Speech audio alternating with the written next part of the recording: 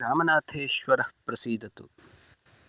ಶ್ರೀ ರಾಮನಾಥೇಶ್ವರ ದೇವಸ್ಥಾನ ಎಡಳ್ಳಿಯಲ್ಲಿ ಇದೇ ಬರುವ ಫೆಬ್ರವರಿ 19 ಬುಧವಾರ ಶ್ರೀಮದ್ ಜಗದ್ಗುರು ಶಂಕರಾಚಾರ್ಯ ಶ್ರೀಮದ್ ಗಂಗಾಧರೇಂದ್ರ ಸರಸ್ವತಿ ಮಹಾಸ್ವಾಮಿಗಳ ಅಮೃತ ಹಸ್ತದಿಂದ ಶಿಲಾನ್ಯಾಸ ನಡೆಯಲಿದೆ.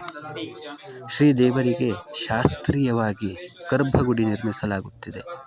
ಹೆಣ್ಣಿನ ಗರ್ಭದಲ್ಲಿ ಹೇಗೆ ಜೀವಿಯು ಬೆಳೆಯುತ್ತದೆಯೋ ಅದೇ ರೀತಿ ಭುವಿಯಲ್ಲಿ ಜೀವರಾಶಿಯು ಬೆಳೆಯುತ್ತದೆ. ಅದೇ ರೀತಿ ಭೂಗರ್ಭದ ಅಂದರೆ ಭೂಮಿಯ ಎಲ್ಲ ಪರ್ವತ ನದಿ ನದಗಳ ಪ್ರಕೃತಿಯ ರಕ್ಷಣೆ ನಮ್ಮ ಕರ್ತವ್ಯವಾಗಿದೆ. ಎಲ್ಲಿಯವರೆಗೆ ಪ್ರಕೃತಿಯ ಭೂಗರ್ಭ ಇರುವುದೋ ಅಲ್ಲಿಯವರೆಗೆ ಮಾತ್ರ ಜೀವಜಂತುಗಳ ರಕ್ಷಣೆ ಸಾಧ್ಯ.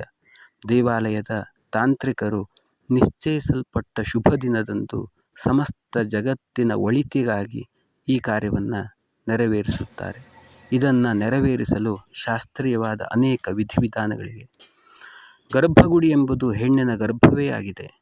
ಈ ಪ್ರಕ್ರಿಯೆಗೆ ಹಲವು ರೀತಿಯ ವಸ್ತುಗಳ ಅವಶ್ಯಕತೆ ಇದೆ. ತೀರ್ಥಕ್ಷೇತ್ರಗಳಿಗೆ ಯಾತ್ರೆ ಹೋದವರು ಈ ಮಣ್ಣುಗಳನ್ನು ಈ ವಸ್ತುಗಳನ್ನು ಸಂಗ್ರಹಿಸಿಕೊಡಬೇಕಾಗಿ ವಿನಂತಿಸುತ್ತಿದ್ದೇವೆ.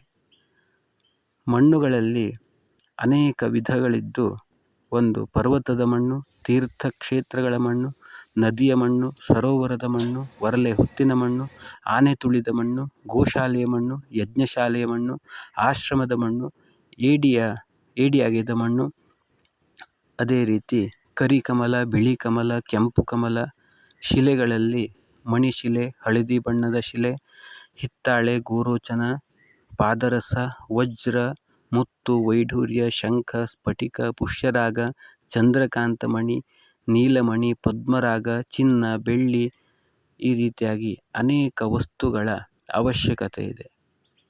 ಭಕ್ತರು ಶ್ರೀದೇವರಿಗೆ ಇವುಗಳನ್ನು ಅರ್ಪಿಸಿ ದೇವರ ಕೃಪೆಗೆ ಪಾತ್ರರಾಗಬೇಕಾಗಿ ವಿನಂತಿಸಿಕೊಳ್ಳುತ್ತೇವೆ.